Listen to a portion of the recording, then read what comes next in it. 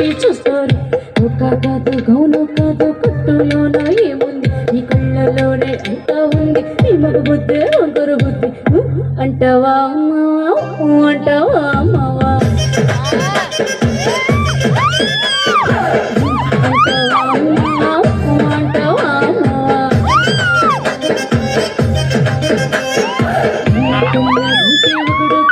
కిందు నవ్వుతాడు.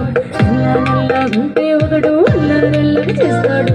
తెలుపు నలుపు కాదు మీకు రంగుతో పని ఏముంది.